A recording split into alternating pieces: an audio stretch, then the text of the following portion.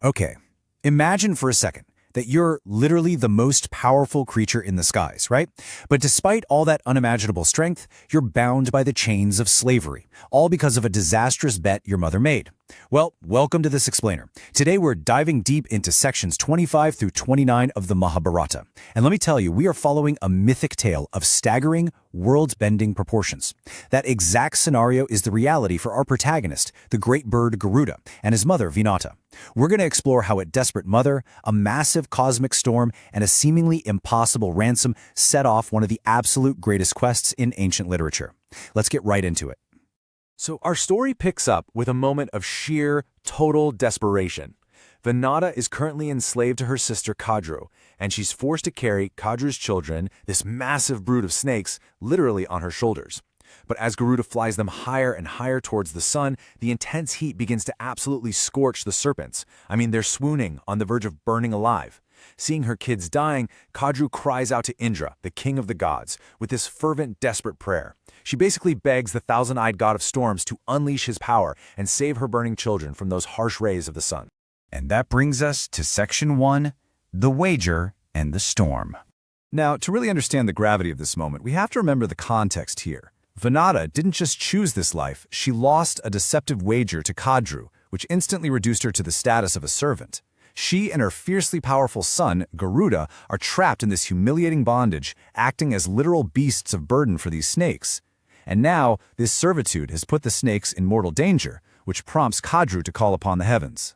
Well, Indra's response? It is staggering. He doesn't just send down a light drizzle, no, he covers the entire firmament with dense masses of blue clouds, completely luminous with lightning, and he unleashes an apocalyptic deluge. The source text actually tells us it looked as if the end of the Yuga, the literal end of the world, had come. The sheer volume of water is so massive that it floods the earth all the way down to the nether regions. This roaring, terrifying storm cools the snakes, revives them, and ultimately saves their lives. It's a prime example of the sheer, world-ending scale you should take away from these ancient epics. I mean, everything is dialed up to 11. With the disaster averted, the journey continues, taking us right into Section 2, The Price of Freedom. So the snakes have survived the sun's scorching heat, and Garuda safely transports them down to their designated haven. And let's just look at where they land, the island of Ramanyaka. Guys, it is an absolute paradise. We're talking a beautiful forest washed by the sea, echoing with the music of birds, tanks full of lotuses, and graced with giant trees that reach right into the heavens. It's totally enchanting. But think about how agonizing that is, being trapped in a gilded cage. For Garuda, taking in all this breathtaking beauty only highlights his complete lack of freedom. While the snakes are rejoicing and demanding to be carried to yet another beautiful island, a frustrated Garuda finally snaps. He turns to his mother Vinata and asks the ultimate question. Why must I do the bidding of these snakes? Why are we slaves? Vinata then explains the painful truth of that deceptive wager that stripped them of their freedom. Hearing this, Garuda is completely overcome with grief, but also a fierce determination. He turns right to his serpentine masters and demands to know the price of their liberty. What does he have to do to break these chains?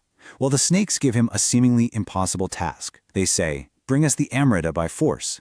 The price is the amrita, the celestial nectar of immortality, which just so happens to be closely guarded by the gods themselves. So to win his mother's freedom, Garuda essentially has to wage war against the heavens. No big deal, right? Which perfectly sets the stage for Section 3, A Mother's Warning. Garuda agrees to the ransom, obviously. But a journey of this magnitude, going up against such incredibly powerful foes, well, that requires an unimaginable amount of energy. He needs sustenance. So, before he takes off, he asks his mother for direction on where he can actually find food. She tells Garuda he can go to a remote ocean region and consume thousands of the Nishada fishermen who live out there. But, and this is a massive but, she warns him fiercely, never, under any circumstances, take the life of a Brahmana. She describes a Brahmana not just as a social class, but as a literal force of nature. She tells him if swallowed, a true Brahmana will burn like blazing charcoal, tear the throat like a fishhook, and absolutely cannot be digested. A Brahmana's anger is deadlier than fire itself. The key takeaway here for us is the hierarchy of power in the Mahabharata. Ultimate physical might is still completely subject to ultimate spiritual authority. Armed with his mother's blessings and this very dire warning, Garuda takes flight. And then Garuda descends upon the Nishadas like Yama, the god of death himself. The scale of this attack is honestly hard to fathom. First, he raises a dust storm so massive it completely overspreads the sky. Then he opens his gigantic mouth, creating this cavernous void. The blinded, terrified fishermen are sucked right into his open jaws by the thousands. The text actually likens them to birds helplessly swept up in a forest storm. And finally, he snaps his mighty jaws shut. It's a feast of truly apocalyptic proportions. That intensity brings us right to Section 4, the unquenchable hunger. Okay, so even consuming thousands of men is still not enough to fuel a god-tier bird on a quest for the nectar of immortality. And remember that strict warning Vinata gave her son just moments ago? Well, amidst all the chaotic consumption of the fishermen, a massive error has occurred. Suddenly, out of nowhere, Garuda feels this excruciating pain. A piece of flaming charcoal is burning his throat. He realizes immediately what's happened. A Brahmana was living among the Nishadas, and Garuda has accidentally swallowed him. True to Vinata's word, the holy man is completely indigestible. Garuda urgently calls out to the man, begging him to escape. And remarkably, the holy man is completely calm, having a casual negotiation while literally inside the throat of a giant bird. The Brahmana agrees to leave, but only if Garuda also spares his Nishada wife. Garuda readily agrees, urging them both out before his stomach heat can harm them. Disaster is narrowly avoided, but here's the problem. Garuda's hunger is still raging. Seeking a solution, Garuda flies higher into the sky, which takes us into Section 5, the tale of two brothers. Up in the sky, Garuda meets his father, the great rishi Kasyapa, and explains his predicament. He's eaten thousands, but he is still starving, and he needs strength to steal this amrita. Kasyapa understands the immense task ahead and decides to point his son toward a truly monumental meal. But first, he shares this fascinating nested fable. He tells Garuda about a sacred lake inhabited by two massive warring beasts who were actually brothers in a past life. Supritika, the younger brother, was completely blinded by greed, constantly demanding they divide their wealth. Vibhavasu, the elder, warned against it. Now, why does this little tangent matter? Well, it's a timeless cautionary tale about family and greed.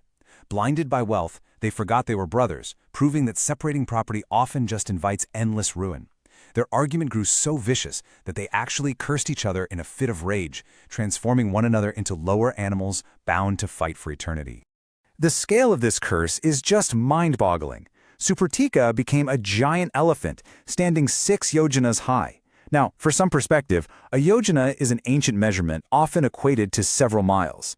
Vibhavasu became a colossal tortoise, 3 yojanas high and 10 in circumference. Just imagine that. These two titans spend their days violently agitating the lake, locked in an endless, brutal battle fueled by their former hostility.